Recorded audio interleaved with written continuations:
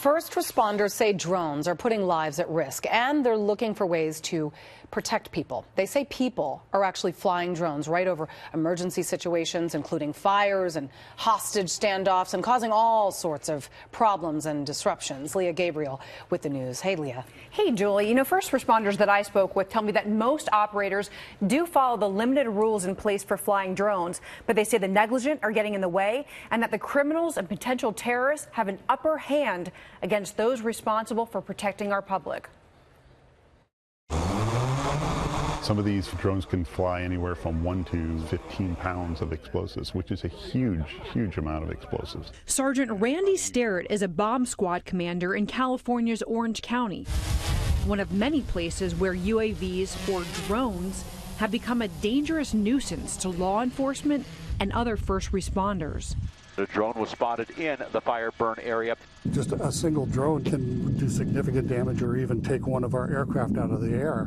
According to the Department of the Interior, last year there were over 40 reported drone incidents near wildfires. In 2015, California's North Fire torched nearly 24 vehicles on a major highway in San Bernardino County. We had drone operations that had actually forced us to shut down all of our air operations. I don't believe we would have seen hardly any vehicles be damaged if we'd had the ability to bring in aircraft and redirect the fire. First responders say they are only seeing an increase in dangerous incidents with drones, and they need a way to fight back, both in the interest of the public safety and their own. There are companies making technology to do just that. That red light means I am now disrupting all of the drones that are in about a 30-degree arc in front of my unit. IXI Technology recently demonstrated their so-called drone killer to first responders. It sends a radio signal on the same frequency as the drone's control device, causing most drones to go back where they took off from. If that doesn't work, the device can jam the drone's GPS signal and force it to land. The trouble is, federal regulations prohibit this type of countermeasure without special authorization. There's been the SWAT operation going on and a UAV flying right into the front yard and watching as they're approaching the house, putting their safety and the safety of those in the community at risk. Drones are an emerging technology, and as such, they're coming into a regulatory arena that's not yet fully developed.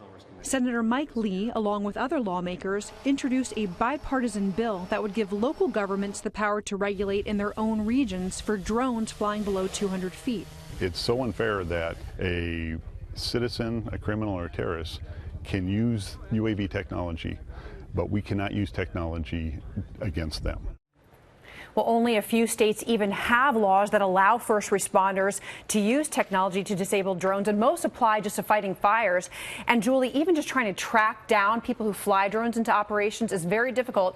And that's because unlike manned aircraft, where you have to have a tail number that's registered, there is no such requirement for small recreational drones. And regardless of whether a human is inside a drone, they're operating it just like a pilot would a plane. Yeah. I can't understand why there aren't tougher regulations on these things when clearly they could cost lives. They could be used to harm and damage people and their property. It's very boggling. You know, this is one of the problems with emerging technology, is that oftentimes regulations get behind the times, and this is a point we're getting to where federal regulators need to get involved and they need to make some decisions pretty quick here. All right, Leah Gabriel, thank you.